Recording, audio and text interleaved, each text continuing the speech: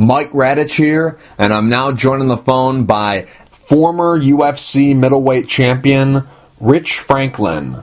Rich, how are you? Hey Mike, how's it going today? I'm good, buddy. Rich, even though you've retired from fighting, you're still very involved in the sport because you're the vice president for One Championship. Now, I'm just curious, is life as a retired fighter what you thought it would be like? Because obviously, you're a smart guy. You knew that you weren't going to be able to fight forever. You knew there was going to be a life after fighting. So I'm sure towards the tail end of your career, you started to have thoughts about what life would be like without being an active competitor. And I'm sure you had all these visions and all these thoughts about what it would be like. So I'm interested in knowing, did the visions and the thoughts match up to the reality of what it's actually like to be retired, or was it different from what you had thought? No, actually it doesn't. I tell people all the time, I feel like I was retired and I came out of retirement and got a job because I'm working as one of the VPs for One Championship based out of Singapore, but also I maintain a fairly regimented training schedule. I actually just finished at the gym today doing some strength and conditioning before our interview, and I'm basically in the gym 6 days a week. So on top of that, I now have other things that I need to take care of with my job, like other responsibilities, and it almost feels like I'm doing double duty, training on Tuesday, Thursdays, and Saturdays, getting in the gym and mixing it up with guys grappling around, sparring and whatnot. And so I stay busier now than I was, I think, when I was actually at the peak of my fight career. Are you thinking about coming out of retirement? Let's break some news here. Are you going to fight again? Possible, not probable. Oh, okay. When was the last time you seriously considered fighting again? Because there's an old saying in combat sports that goes, you never retire, they just stop offering you fights. And I'm sure if you called up Dana White and said, hey, I want to fight again, I'm sure he would offer you a fight. So if you are having these thoughts about returning to fighting, obviously you haven't returned, so what stops you? Is it injuries? Is it you don't think your body will hold up to make it through an entire training camp? Or is it time? Just you don't have the time to do it because you have this job with One Championship and you don't think you'll be able to make the time commitment that's needed to go through a training camp? What exactly stops you from returning? I think the last time I thought about coming back was yesterday when I was grappling. I pretty much think about it all the time, and I probably will for the next 15 or 20 years of my life, even when I'm well past my ability to really truly consider coming back. I think when you take an athlete like myself, your mind is so consumed with I guess that as a profession, or I should say that as my hobby. I'm one of the few people in this world who've truly been blessed to be able to do what they are passionate about doing, and that I was able to become a professional athlete in the one thing that I love doing the most, which was martial arts. And so obviously this is something that has consumed my thought process since I was a young man, and it still does. I enjoy training, but yeah, it kind of stops right there. I'm one of those people who once I make a decision for something like that, it tends to be a fairly permanent decision for the most part. And so I know the reality is, like, the thought in my head when I have a good training session is that, man, maybe, but realistically, like, going through another 10-week camp, and then of course I have all the responsibilities of my job as a VP with One Championship, with the travel that I have for that organization as well. Like, the reality is that I wouldn't be able to manage that. Like, I would have to make some major changes in my life, because there's a difference between what I'm doing now and when I'm training to actually prep for a fight. So on the realistic side of things, I understand that, but you always entertain the thought. Like, it takes a while for that to go away. For a very long time, a lot of people have been putting out lists of top 5, top 10 fighters that could do Dana White's job. If for whatever reason Dana White retired or he got fired or whatever would happen to him where they would need someone to replace him, a lot of people would always do these top 10, top 5 lists of fighters who could do Dana White's job, and your name was always at the top of the list. So was this something that you thought of? Was this something that you were interested in? Did you ever see yourself holding a front office position for a major mixed martial arts promotion? No, not really. Not like that. If you were to rewind the clock 5 years ago and ask me where I thought I would be 5 years from now, I wouldn't have predicted this. And I've been asked that kind of question, like, would you be able to predict, or did you think you would ever be here today? And if you were to ask me that 5 years ago, I would say no. I never would have thought I would be in the middle of a professional fight career. And so I think life is just that way. Like, you have a path of where you think you're going to go, and then, of course, maybe where God leads you in life or whatnot. I figured that when I retired from fighting that I would be involved in this industry in some way, shape, or form. I just never figured that I would be an executive for an organization like One Championship. So, no, I don't think I could have predicted that at all. And I'll tell you, I read the article. There was a couple articles and a few blogs of people talking about me taking over a position for Dana White in the UFC if he were to ever leave as president. But I got to be honest, like, I see what our CEO Victor Cui goes through and how busy he is running One Championship, and it's unbelievable how much a man like that is on the move. I couldn't imagine truly having that kind of responsibility in my professional career. If One Championship didn't hire you, what would you be doing right now? Would you have a position at the UFC like Forrest Griffin and Chuck Liddell and Matt Hughes? Would you be doing something like that? Or would you be doing work as an analyst on Fox Sports 1? What do you think you'd be doing if you weren't with One?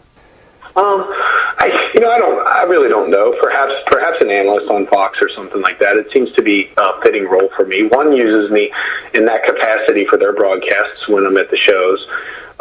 And that seems to make sense. I'm fairly fluent as far as my speaking ability in front of a camera. I don't do too bad, so that would seem to be a natural transition. But quite honestly, I don't know. I'm not sure that I would want to be in studio 3, 4, 5 days a week doing that kind of job either.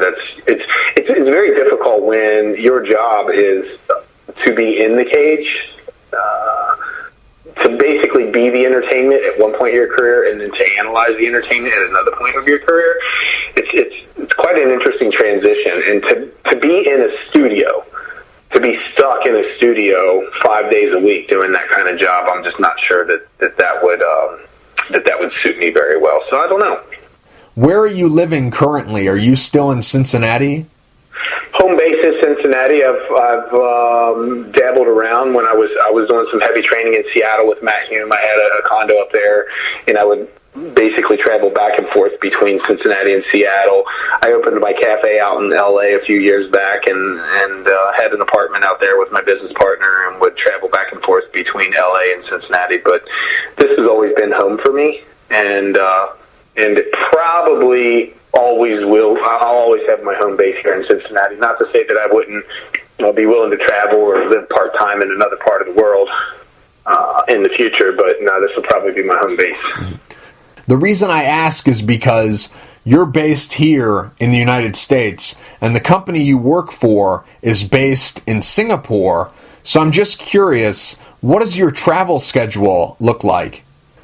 Well, just to give you kind of a peek into my next, my last couple weeks, like I had a speaking engagement 2 weekends ago in Virginia. I taught a seminar in Minneapolis last weekend. I have another speaking engagement at the Red Gear University event in San Antonio this coming weekend, actually.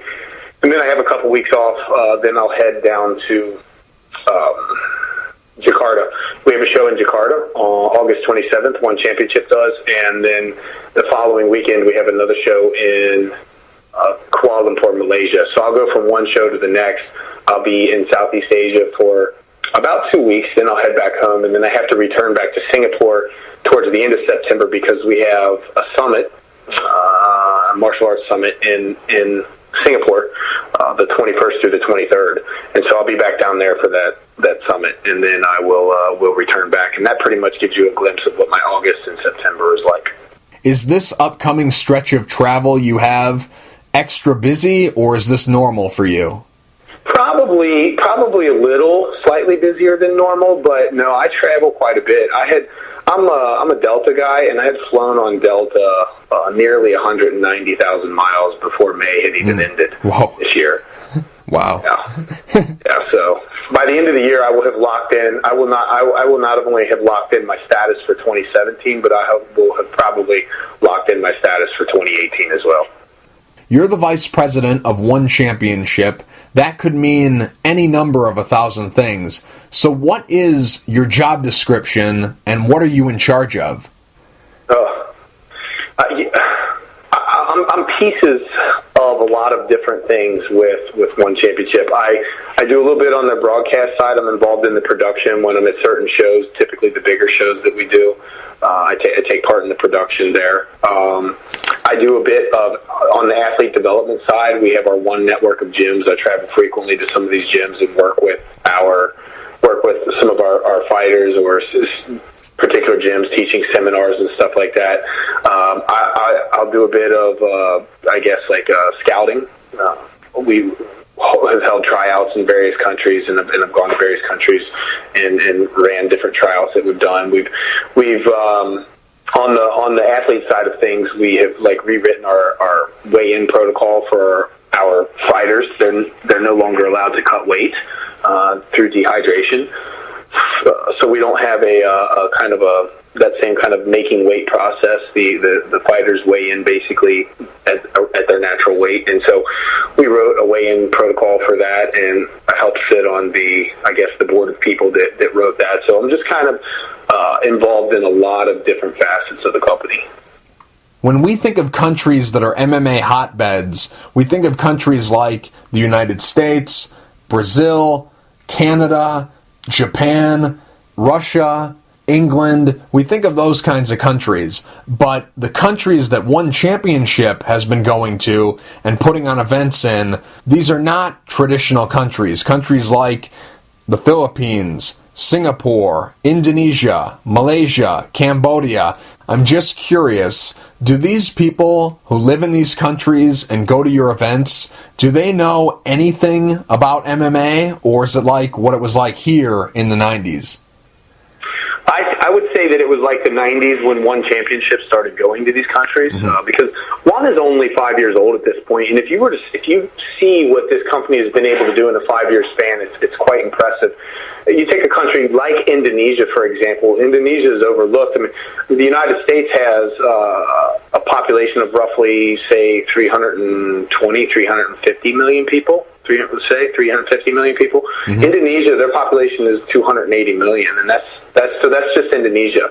And at this point in time, we've traveled around to countries like you just named, Indonesia, Singapore, Philippines, Malaysia, and those are our territories where this country started, or where the company started going. And the amount of work that we've put in there, we have now created, I wouldn't even use the word pockets of MMA fans, but these pockets of MMA fans are just growing and growing. So the process isn't like the 90s that you saw in the States here, but a much more advanced version of that. And it's just growing and growing in all the territories that we're going to. Mm-hmm. I've never been to any of these countries, and I've never gone to a One Championship event, so I don't know what the fan base is like. I don't know what the media is like. I don't know if MMA is popular or not popular in these areas that One Championship is putting on events in these countries that are not traditional MMA countries. So last night when I was laying in bed and I was thinking about what I was going to ask you, I was thinking back to an appearance you and Dana White made on the O'Reilly Factor, and in that interview he asked you some pretty ridiculous questions, and what I was thinking about was, are you still encountering people like Bill O'Reilly in some of these countries where MMA is not as developed as a country like the United States or Brazil or Canada or some of these other places? are people in the media or fans, are people out there still in these areas, are they like O'Reilly, people who are not totally sold on MMA yet? Are you still encountering those people? Yeah, it's different. The process is different than here in the States. People always try to make a comparison between what One Championship is doing in Asia and what happened with MMA here in the United States. And the difference is that, so MMA at one point in time in the United States was banned in 48 of the 50 states. Mm-hmm. And then once, basically, to sum it all up, once the Nevada State Athletic Commission got on board, all the other states kind of fell like dominoes. Everything followed suit. And it was all about mainstreaming and moving towards regulation rather than running away from it. And a lot of the concern here was safety. And that's when I was on the O'Reilly Factor with Dana years ago. I mean, that's what we were talking about. That was the primary concern. Senator McCain at the time had referred to mixed martial arts as human cockfighting. Mm-hmm. The challenge is slightly different for us in other countries. We just recently had a show in Thailand, for example. Now, you talk about how these countries in Asia don't have a history in mixed martial arts, but they have a history in martial arts. Basically, like that, Asia is the cradle of martial arts. That's where martial arts basically began. And each country has its own martial arts. I mean, you go to, you got Kung Fu in a place like China, or Judo in a place like Japan, or Muay Thai in Thailand. But we just went to Thailand, for example. Now, when you go into a place like Thailand, like Muay Thai kickboxing it is like religion to those people. So to bring a new sport in, the primary concern there, although it is a concern, safety is a concern, the primary concern is not as much about safety as much as it is about stepping on the traditions mm-hmm. of what's going on in that country.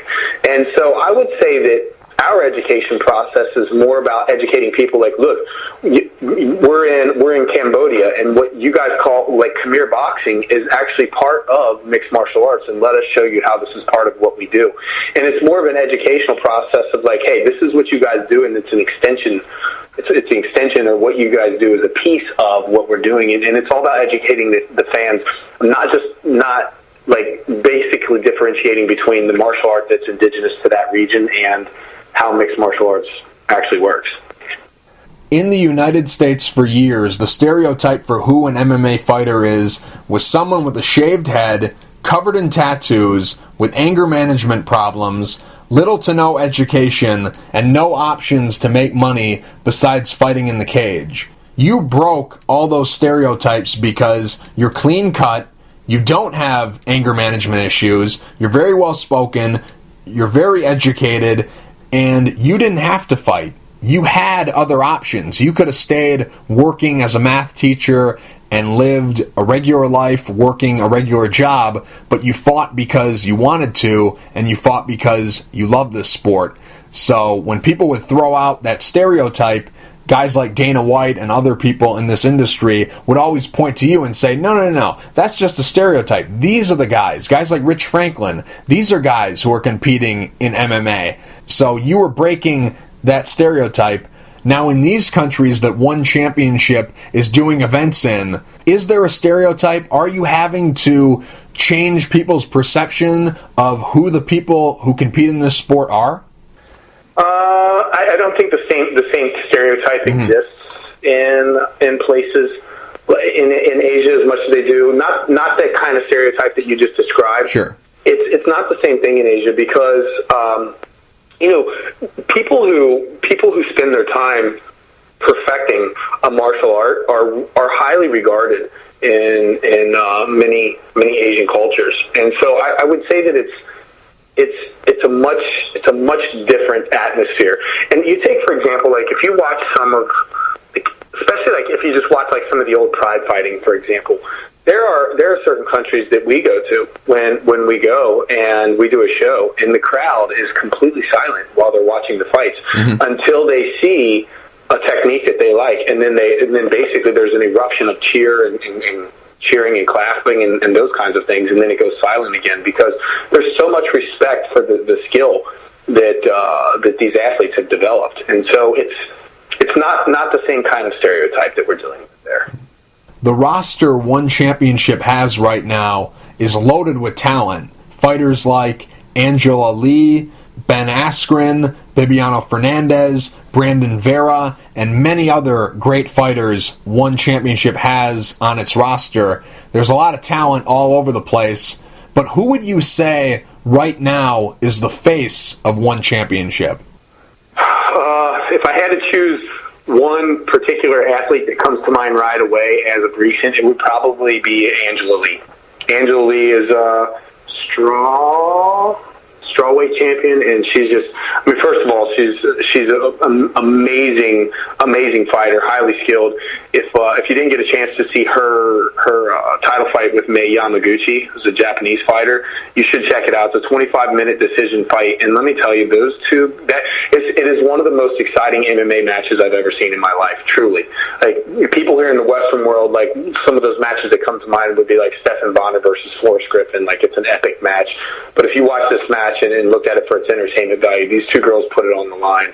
And even at the end of the fight, like, I think it was the fourth round when Angela got dropped in that fight, that she was able to come back from that. And in the fifth round, after she had secured the decision for sure and she knew it, she was still looking for ways to finish her opponent the whole time, like attacking submissions and just basically not sitting on top of her opponent and kind of putting her style on cruise control or anything like that. So it was truly an entertaining fight to watch. And I would say that she's probably one of the bigger faces of One Championship right now, and that's primarily because not only is she a skilled fighter, she's a cute girl.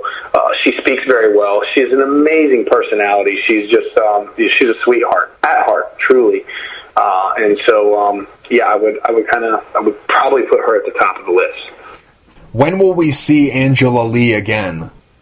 You know what? I've had so many fight cards come across my email recently that we're working out that hold on, let me check real quick and just see if she is. No, she's not slated for neither the Jakarta card or the KL card, the Kuala Lumpur card, the two that I'm going to here in August and September. So I'm not sure when they will sign her again. There's a few more people I want to ask you about, Rich. When will we see Ben Askren fight again, and who's he going to fight? Honestly, I'll tell you what, you're asking me questions.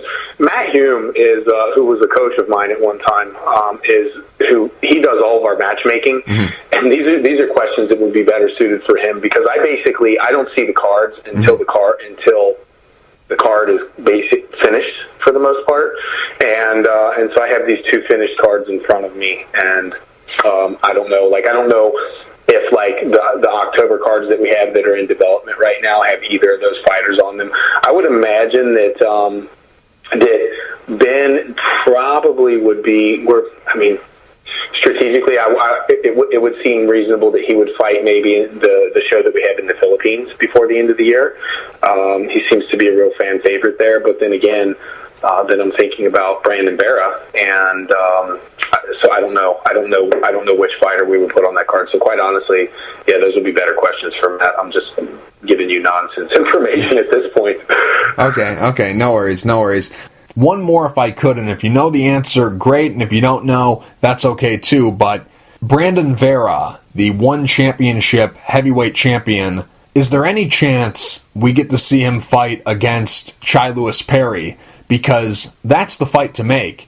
There's bad blood, and there's unfinished business, because we were supposed to see them fight back in December, but Chai Lewis Perry no-showed the event. So does One Championship have any interest in doing business with Chai Lewis Perry again, or is that relationship over with and beyond repair? I'll answer this question. Let me answer this question personally first. On a personal level, I would love to see that fight. I think it would be an amazing fight to watch, and of course the two of them have a bit of bad blood, and of course things are unfinished. From an executive level, I don't know if that is a possibility or not. And I know that Chai's been pursuing his kickboxing career. I know he just had a fight recently. But so I don't know how that would go. I would hope that some agreement could come to terms, and because I would love to see that. I would love to see that for Brandon as the next fight if it were possible. In my opinion, there's only 4 major players in the mixed martial arts industry. There's the UFC, Bellator, One Championship, and Invicta. All the other promotions I don't consider to be major promotions.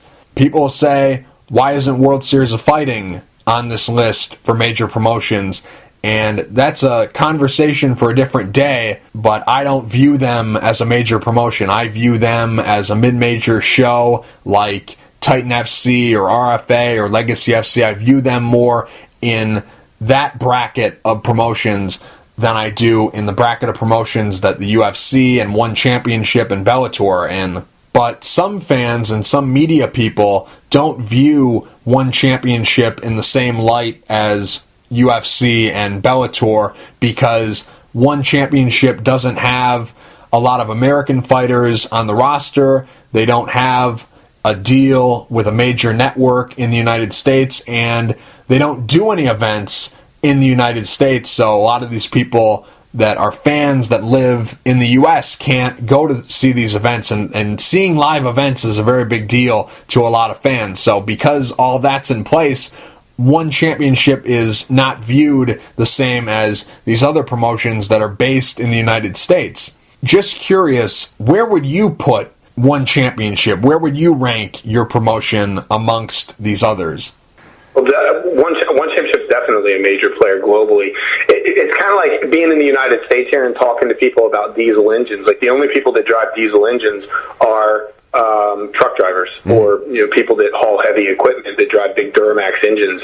But realistically, like, when you go to Europe, like, every car in Europe is a diesel engine, and we're probably one of the few countries in the world who have a minority of diesel engines. But here in the States, your perception is that it's just like, oh well, it's an inferior engine, and that's why we use unleaded gasoline engines. And that's the same thing. People here, you're right. The U.S. is not exposed to One Championship, but we have broadcast deals in about 118 countries now, and our potential viewership is well over 1 billion people. Like, we have the exposure. We have TV deals all across Asia. Some of them are major players like a Fox Sports or something like that. And then, of course, for us, like, we really look at going into a market and looking at the local stations because they have more value to us. And so we have deals with local stations in basically every market that we broadcast in, each country that we go to, every region. So we have the viewership and the exposure. And when you look at our athletes, like, I would put any of our top level athletes against any of the top level athletes from any other major organization in this world. So yeah, definitely One Championship is a major player. And as time goes on, people over here in the States are just going to become more and more aware of One Championship.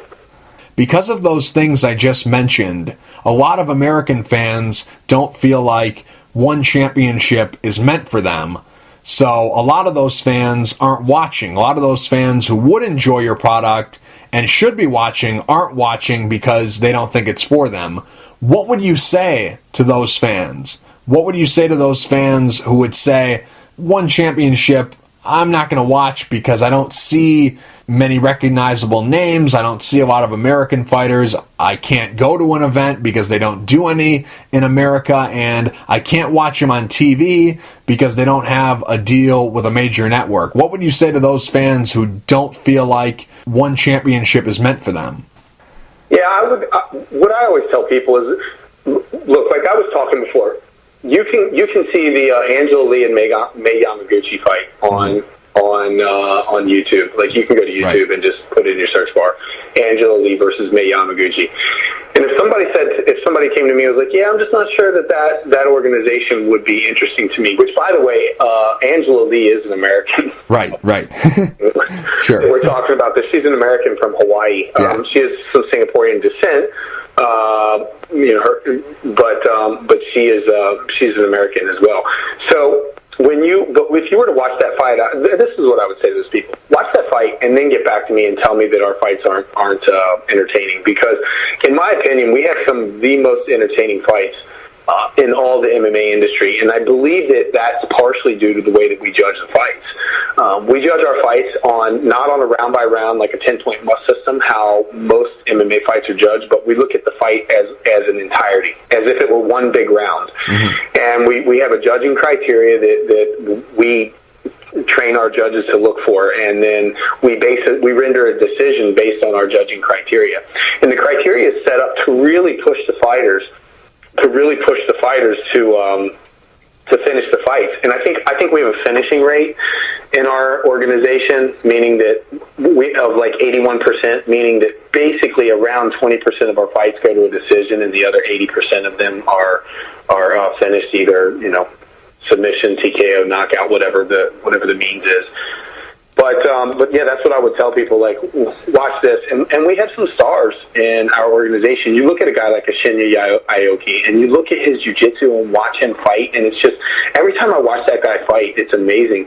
And there are other guys that are on the card, like even some of our guys that aren't champions, like one of the guys that comes to mind is like Ariel Sexton. I really enjoy watching Ariel Sexton fight. He's got some amazing jiu-jitsu, the things that he does in the cage, and I was watching him fight, and I can't remember who he was fighting at the time, but I just remember, like, he locked in like a triangle, I think, from topside position, and while he locked in this triangle, he was basically working on 3 simultaneous submissions, and just pretty much had his pick of the litter in finishing the fight. And so, like I said, when you actually see the product, you will say, oh man, there's some really, really good fights here. I really enjoy those one classroom videos that you make. I find them very insightful, very fun, and they're very well done. You do a great job of breaking down the techniques that you're teaching, and I highly recommend them to anyone who's listening right now. And you can find them on YouTube if you just type in One Classroom or One Classroom with Rich Franklin. You can find them right on YouTube. They're very good. And because I enjoy them so much, I'm very interested in knowing, where do you film them, and how long does it take you to make one of these videos?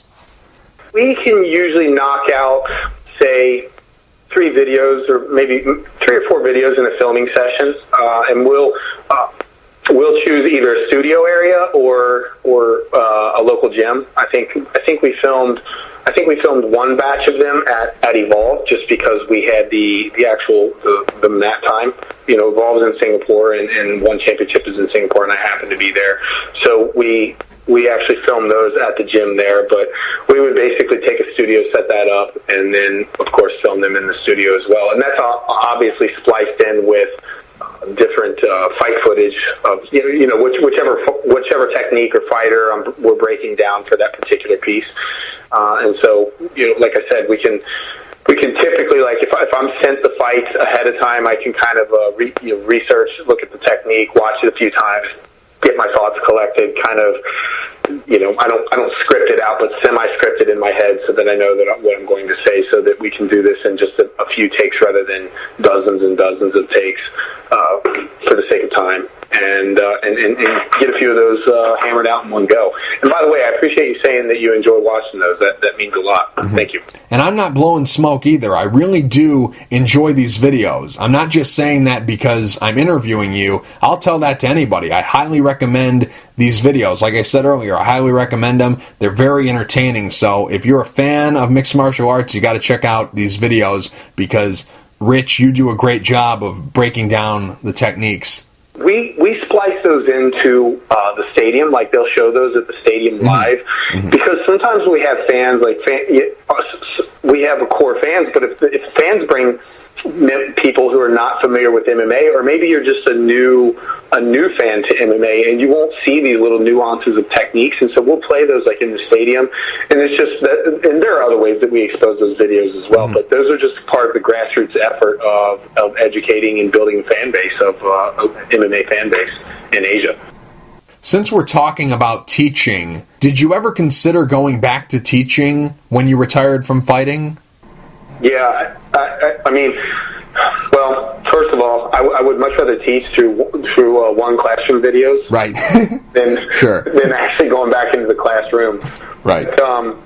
I thought about it, and not to say that. I mean, maybe there'll come a day in my life when I'm older and I slow down and I think like, you know what, I wouldn't mind teaching again or something like that. But for me, the last 10 years of my life, I've traveled the world. I think I've fought in 8 different countries, and I've visited more than several dozen countries, and to take that kind of lifestyle and then confine myself to a classroom 186 days out of the year, and that's just the school days. That's not including obviously basically working 10 months out of the year in a classroom. Essentially, it would. I think I would feel like a caged animal right now because I'm used to being on the go. Like we ran through my August and September schedule, and you see how much I travel and how much I move about. So the thought of taking something like that and just sticking it in the classroom would be quite difficult for me to deal with, I think. You said something earlier about your juice company, and I wanted to circle back to that. Whatever happened to that company of yours? Are you still involved with it? Oh no, I sold that. Oh, you sold it. Oh, okay. Oh yeah, when I got into the juice business because I really, if you know anything about me, you can go all the way back to the All Access that the UFC did on me years ago, and I'm really really big into my nutrition and health, and there are people that have known me in certain phases of my life to use like a food scale to weigh out my food and stuff like that, and I'm very strict about my nutrition. Everything from the kind of foods I eat to the amount of foods I eat to the frequency that I actually eat food. Like it's all that stuff is important to me. And so when I was considering retiring and looking at parlaying into something different, I thought like it would be really cool to own a juice bar because towards the end of my career started juicing and blending vegetables and stuff like that to help, and it helps me tremendously recover from workouts and be able to get back in for my next workout that I had to do. And so it became a big part of my life, and I thought like, man, I would love to open one of these things. I'm very passionate about this stuff, and I would love to be able to kind of spread the knowledge, help people, whatever.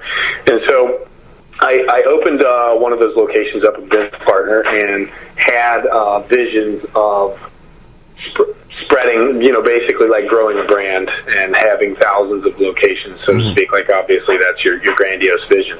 Right. Of course, after I had no experience in the restaurant industry, and after you open your first, call it a restaurant or cafe, you realize like the food industry is a very, very tough industry, and it was hard work. Like I think I actually worked harder owning that restaurant than I did in my fight career. Right. And as passionate, it's kind of like teaching, like to use an analogy back to teaching. I always tell people I love teaching and I love math because I used to teach math. And I love math. Like I'm the guy that if you're sitting next to me on a plane, if I'm not reading my Bible, I'm typically doing a Sudoku puzzle. But I didn't like teaching math, if that makes sense. To be able to like teaching and like math, but not like teaching math. And I found kind of the same to be true about owning a restaurant. I love nutrition and I love helping people and spreading nutrition, but then like when it came down to doing like procuring vendors and placing orders and looking at the books and profit margins and cost of goods and all these kinds of things that come along with it, I was like, wait a minute, this is the exact reason why I never wanted to open an MMA gym in my life, because I didn't want to spend the bulk of my week doing accounting for the gym, because I would much rather be fighting. And essentially I found myself doing the same thing in the restaurant industry. So,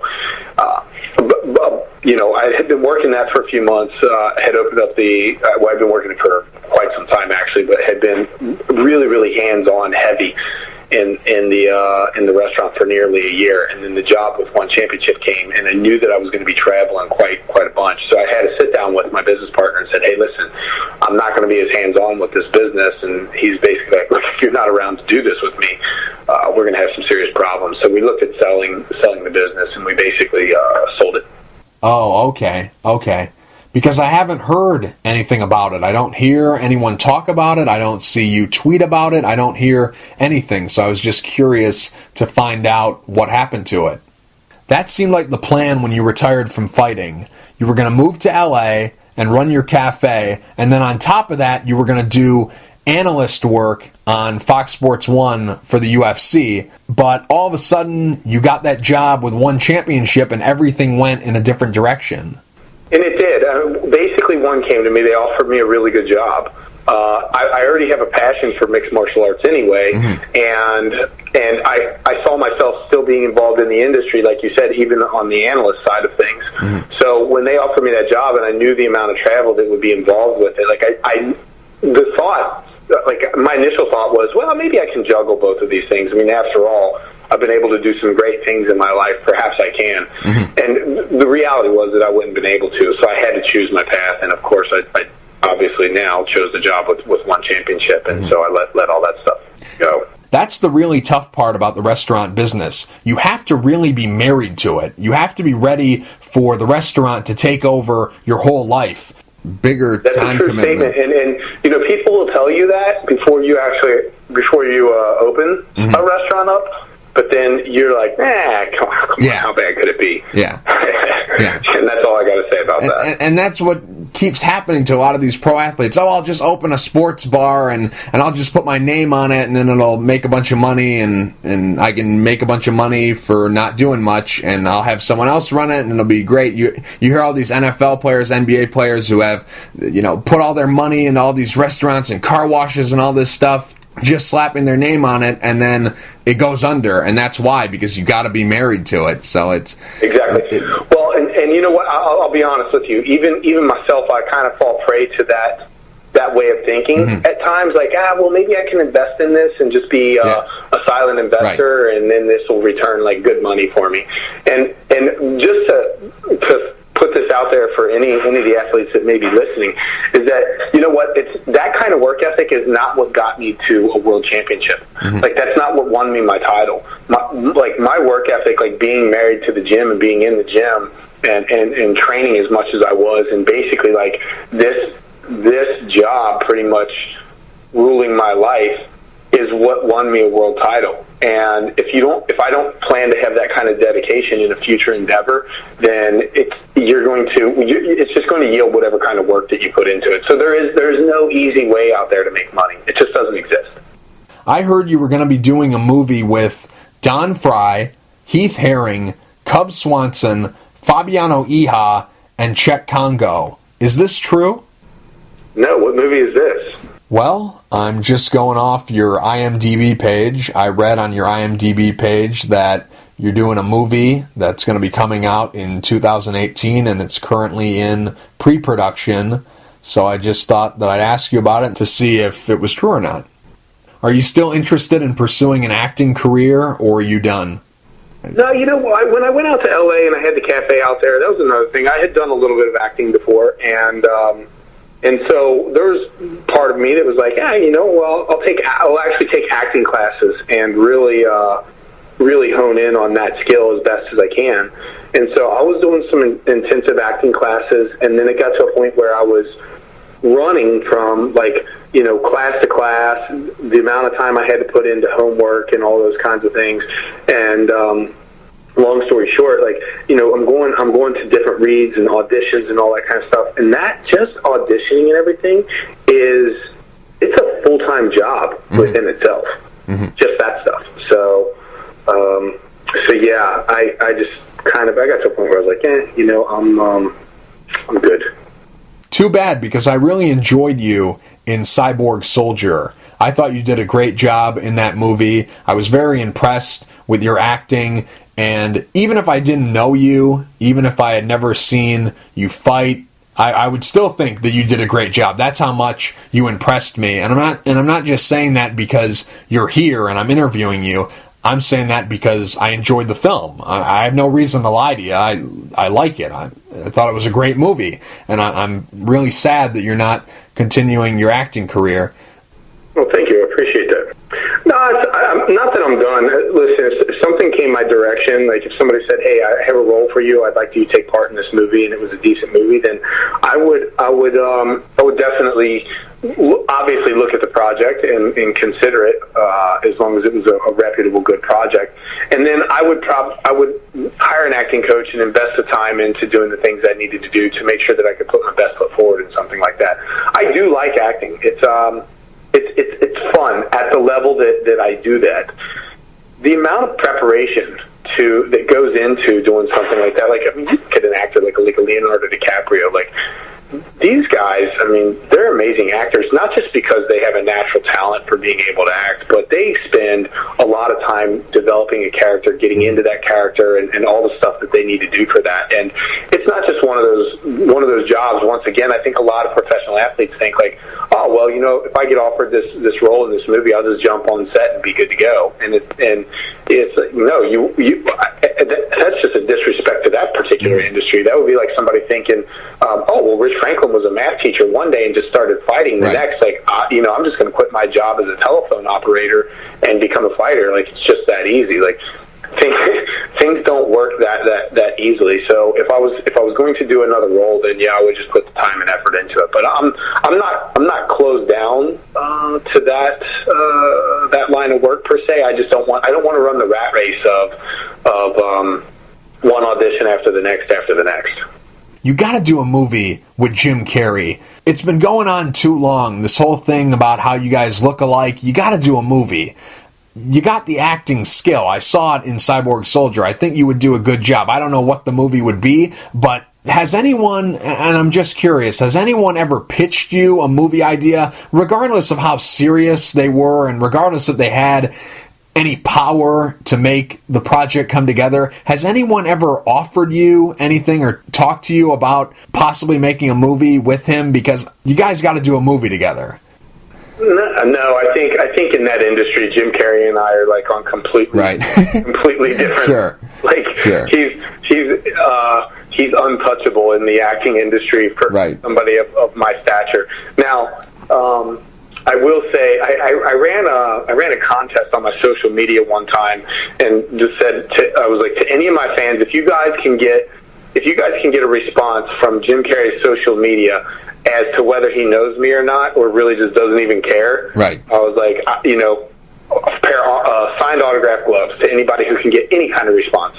And so, his social media blew up over the next couple months of people reaching out to him, and because there are plenty of pictures on the internet linking. Like, he has to know. He has to be aware of who I am. Like, you can Google Jim Carrey fighter, and pictures of the two of us side by side will pop up. And so it's yeah. But no, the offer has never been there. I don't know what the movie would be. I don't know if you'd be co-starring with them and have a major role, or maybe it would just be a cameo, but we got to get something going. Somebody's got to put something together, because, like I said, this has been going on forever. As long as I've known of you, people have been saying that about you, that you look like him, and obviously you got that nickname. You know, your nickname Ace came from you looking like Jim Carrey, and everyone used to call you the Angry Jim Carrey and all that stuff. Something's got to be put together. But anyways, well, good stuff, Rich. Where can people go to follow you on Facebook, Twitter, Instagram, website, all that good stuff? Where can people go to keep up with everything you have going on? Yeah, I'm at Rich Franklin on Twitter, and I think my Facebook extension is Rich Ace Franklin. I'm not sure, but if you go to my webpage, richfranklin.com, there's a link to my social medias there, and you can link on them. Most of the stuff I post about, I always tell people this, like, look, I post about my faith on Sundays when I go to church, and most everything else is either motivational or workout related, or a combination of the two. And updates about just, my job, what I'm doing, the places I travel to sometimes, and stuff like that. So if you're not into those kinds of things, like if you're the kind of person who, when I send out a tweet about bashing how bad McDonald's cheeseburgers are, don't follow me and then get mad at me for doing it. Rich, thank you for taking the time to talk. I really appreciate it. Pleasure, man. It was a good, fun interview, too.